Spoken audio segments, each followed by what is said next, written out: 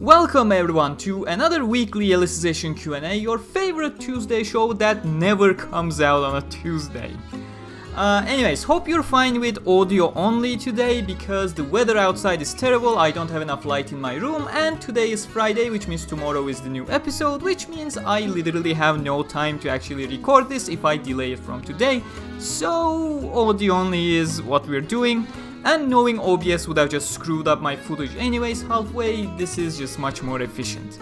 But the way I do things here in my weekly Alicization Q&A, I literally have no script, I have a bunch of questions asked by you guys and I am answering said questions. So let's go, we have normal questions, we have opinion questions, and this week we actually don't have any spoiler questions because due to my lacking time I did not post a separate, ask your questions here kind of post, so I am picking up stuff from my opening 3 explained as well as episode 21 explained video. So yeah, this is gonna be a shorter weekly Alicization Q&A, just to answer some of those questions that have come up so far. But starting with the normal questions, we have one right here. I have a question regarding what Kirito mentioned about Eugeo surpassing him. Kirito had a good chunk of experience in terms of fighting inside the virtual world, while Eugeo basically lived inside that world for the rest of his life. Now granted, Kirito has more experience, but wouldn't Eugeo's natural movements be better than Kirito, hence Eugeo being able to surpass him? Maybe I was thinking on how Eugeo could have developed his own system exploit if he had the mind and creativeness of Kirito. The thing is, it's mentioned quite a lot of times that Eugeo does not really have the creativeness of Kirito. It's Kirito constantly pushing him. Eugeo is the person that is living a very safe life. And think of the times you play a game. How many times you actually go that deep in a game that you try to find system exploits to, make your grind more efficient, make yourself more powerful, etc. And how many times can you actually successfully invent an exploit on your own based on your observations? It's just such a small chance that you need to be constantly actively searching for it, which Eugeo is not. Eugeo is just going through the training process most of the time, until he is separated from Kirito up on floor 80, and even then he does not get the chance to, experiment, invent exploits, etc. It's not how you live a life. Next question. Do the novels specify where Alice got her eye patch, or did Kirito have something to do with it? Yes, actually, Kirito did rip a part of his uniform to turn it into an eye patch for Alice. I'm not sure if the anime skipped this, but novels were pretty descriptive about it. It was Kirito who said, yeah, I ripped a part of my uniform and made it an eye patch, you're welcome. Next question. I'm confused as to why Kirito doesn't use perfect weapon control art often. I know that from the other seasons we found out that Kirito doesn't give it his all unless necessary, and Alicization is completely necessary for him to use it. I mean, he has used it only twice before, meanwhile Eugeo and Alice have used it a lot. Is there something to do that I am missing? The thing about Kirito's perfect weapon control, the enhanced armament command, Kirito makes it very clear that he is not there to kill absolutely anyone, and his more offensive kind of perfect weapon control is kinda dangerous to use all the time, He could easily kill Fanatio. In fact, Fanatio would most certainly die if he did not call up on Cardinal. So yeah, that kinda ties in with that, but also the weapon's durability, Kirito is being very conservative in terms of making sure that his black one does not shatter into pieces, while Alice is more comfortable using it because she knows the limits, etc. And as for Eugeo, we've seen him put the blue rose sword back to its sheath multiple times throughout the majority of their rise. So it's kinda, the durability is relatively more safe than the person who's literally hanging out the wall, carrying 2 people, including his weight of course. That's kind of it, Kirito is playing more safe, trying not to kill, and making sure the black one does not shatter into pieces. Next question. There is something I still don't understand. There are always talking that Alice 30 is not the same Alice, that Alice considers herself the fake one. That means if Quinella removes her memories from you and insert an object into your body, you transform into another person. Well, think logically. What's that thing that makes you you? Your memories that have shaped you throughout your life. And if those memories are either blocked or completely removed, naturally you're no longer that same person. You're a different person because you were not shaped the way the original person was based on the memories. That's essentially it. Alice's memories were removed, a majority of them were removed, and a bunch of them were blocked in the process. So if the memory fragment is not returned or the piety module just stays inside, it's literally a different person. It's using the same body, it's using the same mind, but it does not have the same resources or the same background. Next question, what would happen if redefinition object was used on a weapon like the Bluro sword or Alice's Osmanthus blade, any weapon with a memory release? Can enhanced armament and release recollection still be used?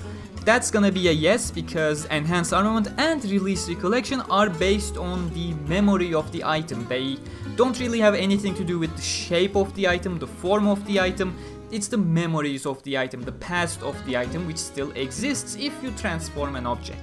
Does it not have those abilities anymore because it's not the same object? It is still the same object, it's just a different shape. Can redefinition object be used on stuff like that? Yes, they can.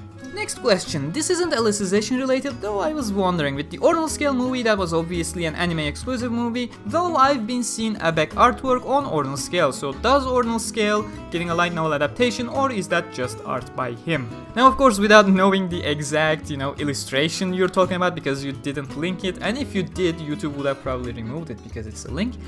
I can't really say anything, but no, Ordinal Scale at the moment definitely is not getting a light novel adaptation by Reki.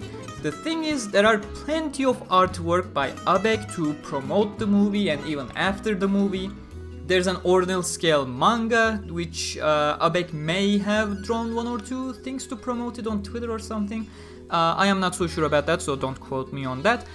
And we have the Ordinal Scale prologue, Hopeful Chant, which tells the story of Yuna and Nautilus back in, Nautilus is AG by the way, back in Aincrad, and how Yuna died trying to save Furin Kazan, and the Ordinal Scale epilogue, Cordial Chords, which is what the Fatal Bullet DLC 4 actually loosely adapted into the game.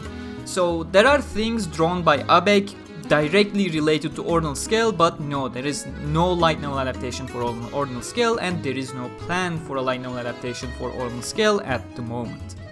Next question, how the hell does Quinella know how to fight? You can clearly see Kirito is getting wrecked if she sleeps most of the time and has integrity nice to fight invasion from the Dark Territory. Obviously she doesn't want to risk her life, therefore why would she need to fight? I don't know if this is explained in any way, any ideas? It wasn't explicitly explained in the anime. If I am remembering correctly, it wasn't explicitly explained in the novels as well, but keep in mind that we have seen her, study the entire world to understand how the world works in various occasions, and that does not just, relate to the sacred arts. Naturally, sacred arts is your system control authority and your object control authority, which is the second main stat you can see on Stacia window, is related to fighting.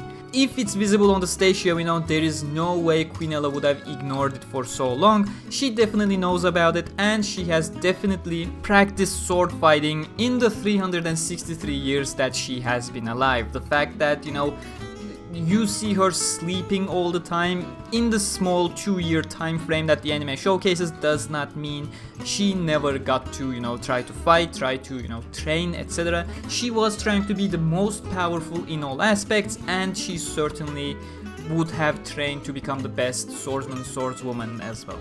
Spoiler question, and the only thing spoilery there is that the name of the sword is given, so I'm gonna blur that out. A majority of the divine objects are made from non-metallic objects like trees, like the black one and the Osmanthus blade, or in Eugeo's case, ice. So why a barrier that is supposed to stop metallic objects stop the Blue Rose sword in the first place? I don't think it's explicitly stated as to why, but I would imagine it's more of a barrier that is definitely effective against metallic objects. So even when a weapon is going there, if it's not metal, it just slowly, breaks in. The novels actually make that slow breaking in moment of Eugeo's Blue Rose sword quite explicit. The anime, it wasn't very visible because shit actually exploded once he tried to push forward. But yeah, it's essentially a barrier that is 100% effective against metallic objects and still manages to, you know, do some work against any other type of weapon in general. Also, if I remember correctly, the 2 daggers that Cardinal gave to Kirito and Eugeo was made from her own powers. It was made from her hair, actually. The 2 ponytails she had on the sides, those were actually cut off to make the daggers. And the thing is, the 2 daggers that were created from her hair were effectively transformed into daggers. If you look at Kirito's sword, the black one for example, you know, the top of Giga's cedar was cut down and then brought over to Sadora the craftsman, and Sadora carved the cut off part into a sword. So in no way, shape or form was that transformed into a different kind of item. It was the same item, just shaped differently in that case, so it did remain wood. In the case of Cardinal's daggers, they were parts of her hair and they were transformed via sacred arts into actual daggers. There was a transformation process which redefined the item, let's say. Next question, and we start with the opinion part, which means we're almost done with today's video. Does this mean that Alicization will do the same as Attack on Titan and take like a 5-month break before animating the invading volume? So far only a 1 core break has been confirmed. We don't know how long the break is until the, you know, 3rd core is announced by the studio. They don't say we're going on a break for so and so many months. The reason why we know it's gonna be at least 1 core is because the TV schedule in Japan has been, you know, fixed, and for the next 1 core the channels are actually airing something else. But beyond that 1 core, we simply do not know. It may just remain a 3 months break, it may be longer than the 3 months break, we will just have to wait and see. And of course, if you want more information, once they arrive we will be sharing them, whether it's me on Twitter at Gamerturk95 or at SAO_Wikia. We're here to bring you the latest news as they come from Japan. Next question, who would you like to see performing the song for the 3rd core OP? Lisa, Asuka, Eroi, Reona, or maybe a new artist? Now personally, I don't want the 3rd core to be sung by Lisa. I want them to do what they did like Season 1 and Season 2. Season 1 started with Lisa, and in the end the entire journey came to a close in Season 2 with Lisa again, with her singing the ending Shirushi. I'm expecting something similar, so I hope Lisa will come back for the ending of the 4th core, you know, to wrap up everything as it began. As for 3rd core opening, I don't know, I really want to hear Reona in an opening. But again, Aoier sounds good as well, you know, that's what we did with Phantom Bullet. Maybe, just maybe, one of the characters, I am not sure. We'll have to wait and see. I'm fine with Aoier and Reona, to be honest, for the 3rd core opening. What are your thoughts on the upcoming Netflix series and what will you be expecting? The real question is here. I am not looking forward to the Netflix series.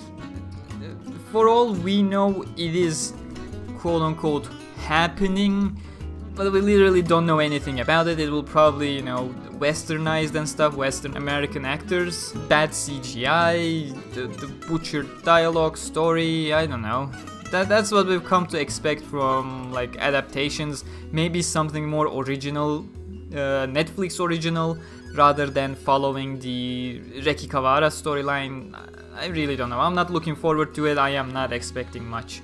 But that was the final question. So, as I said, today is a smaller kind of weekly Q&A, mainly because I literally don't have the time. It's university going really, you know, busy kind of stuff. We had multiple meetings already. I am gonna have multiple meetings over the next week as well with various professors. We'll see how that goes. I'm hoping I can keep some sort of schedule, but yeah, sorry about the unreliable uploads lately. I'm still trying to, you know, post things in a timely manner, but the original schedule obviously is not working. But yeah, that's pretty much it. Thank you very much for watching, and I'll see you tomorrow. I'm saying tomorrow, but to watch it not be tomorrow. I'll see you soon with my Alicization episode 22 explained. Until then, stay cool.